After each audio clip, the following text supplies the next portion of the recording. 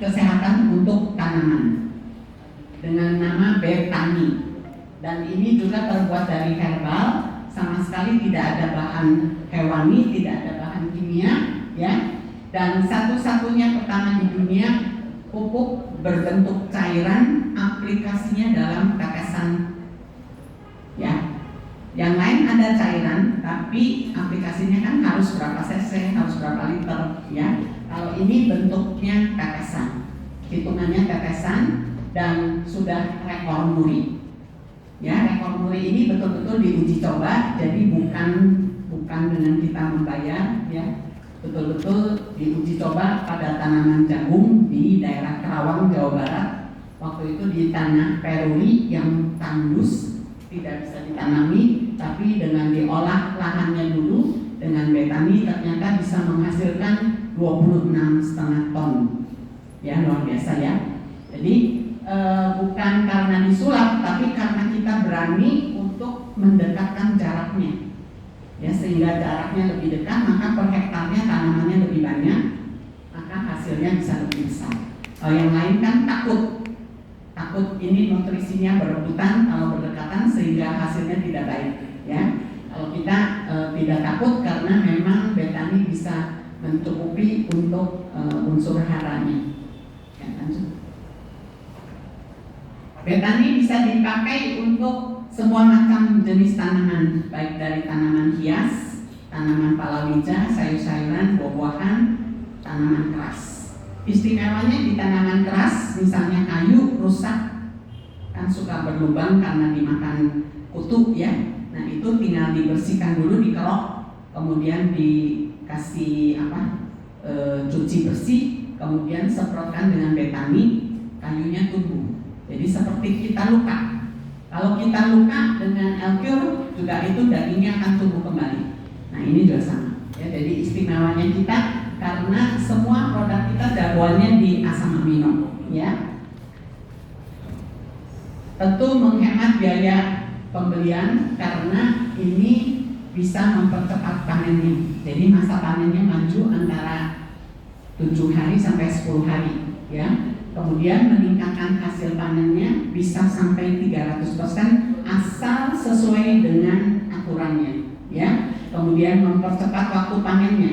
Kalau mempercepat waktu panennya berarti biaya tenaga, biaya pupuk, biaya insektisida udah otomatis berkurang, ya. Kemudian meningkatkan daya tahan tanaman sehingga tidak sampai terkena hama.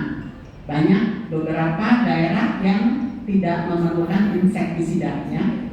Mengembalikan tanah yang rusak menjadi sehat. Jadi yang tadinya tanahnya keras, kering, pecah-pecah, sekarang menjadi lebih gembur, ya. Kemudian sudah banyak lagi cacing dan lain-lainnya di dalam tanah, maka simbiosis mutualisme di dalam tanah itu terjadi, akhirnya unsur haranya juga terpenuhi semuanya. Mengembalikan dan memperbanyak unsur hara, ya. Jadi memang betul-betul dengan Betani bisa mengembalikan tanah, ya. Memacu pertumbuhan akar, batang, daun, bunga, dan buah. Jadi kalau kita siram dengan Betani di dalam tanah, akar itu secara alamiahnya itu selalu mencari nutrisi, ya. Jadi kalau kita siram nanti akarnya makin besar dan makin kuat. Sama seperti manusia selalu mencari makanan, ya. Jadi tanaman pun sama, akarnya mencari makanan, menyeimbangkan unsur hara makro dan mikronya. Jadi kalau mau pemakaian tunggal, Betani bisa, ya, karena di dalam makro dan mikronya itu sudah tercakup dengan NPK dan fosfor semuanya, ya. Kalau contohnya kita tanam jagung, padi, cabai itu hanya 3 tetes per liter air.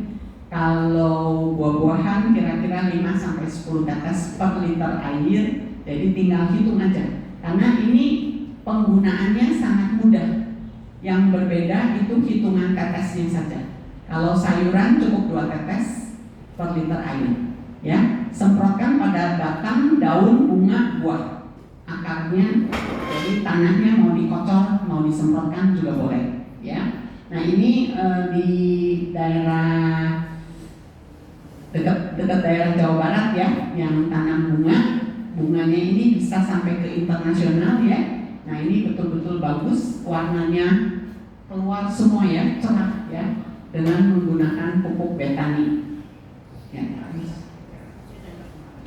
Ini tanaman padi, jadi bisa 90 hari, yang tadinya biasanya 120 hari, berarti selisih 1 bulan ya, lumayan. Irit tenaganya, irit biaya untuk tenaga, biaya pupuk juga jadinya berkurang ya. Nah tadinya 3 ton menjadi 5 ton dari setengah hektar. Jadi kalau 1 hektar kira-kira ya 8 sampai 10 ton. Teman-teman kita di daerah Jawa Barat itu mencapai 7 sampai 8 ton per hektar ya. Di Papua Merauke mencapai 10 ton per hektar. Pertamanya itu binaan dari Danrem Jenderal WMB ya, yang memanfaatkan betani ini pertama di Merauke ya.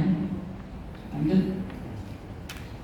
Nah ini Pak Ulus ini yang menggunakan pupuk betani, dia tanam baby buncis.